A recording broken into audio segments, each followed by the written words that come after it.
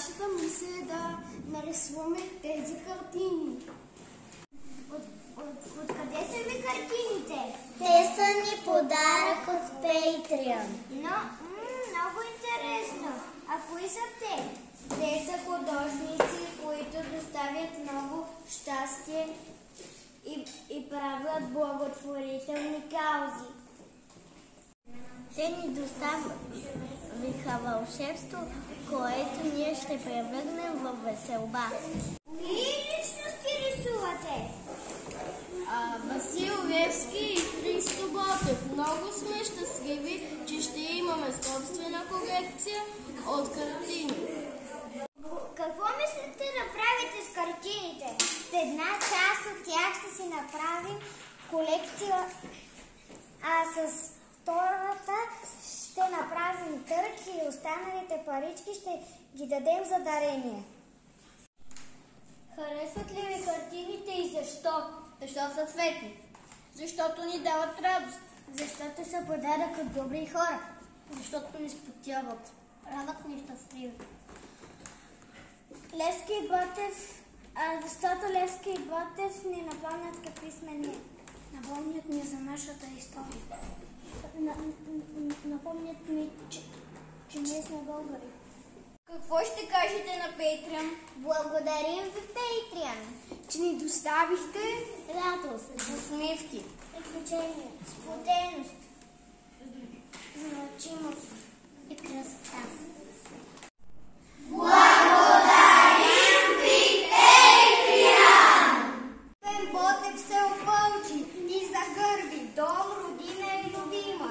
Замина той в чужбина, седничка цел, избавление за българина. Велик боец бе той, но не за слава падна в бой. И поведе той народа по пътя труден към свобода. Левски, верен вожд народен, смел апостол и храбрец, предан че си благороден, за правдив живот борец. Колко? Кой е този симеон герой?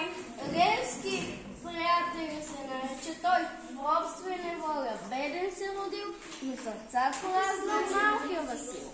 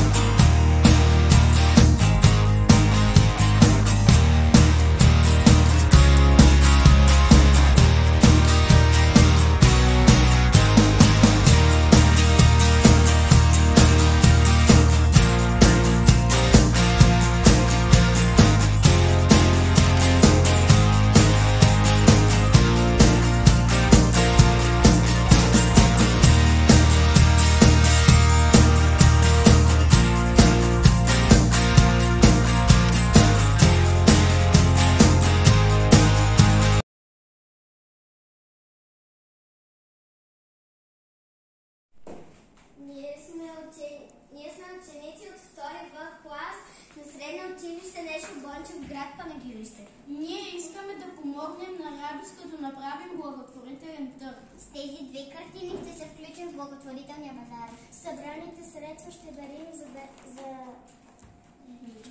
за лечението на Радост. Моля ви, отворете си сърцата, за да помогнем на Радост. Нека бъдем добри! Научихте от мисията. Всеки трябва да има кауза. Всеки трябва да помага, защото доброто се връща. Заедно сме по-силни. Ако има надежда, има и бъдеще. Какво ще кажете на хората, които ни гледат? Никога да не се отказваме. Да сме благодарни за това, с това, което имаме. Да бъдем добри и да помагаме. Родители е имало и винаги сте имали. Нека да имаме пример от добрите дела. Това е полуката, която научихте. Предай нататък. Не оставай равнодушен. Прави добро и то ще ти се върне. Всеки трябва да има своя мисия. Независимо колко си голям, можеш да помагаш. Понякога малките деца са по-големи от възрастните. За доброто се говори, защото то е заразно.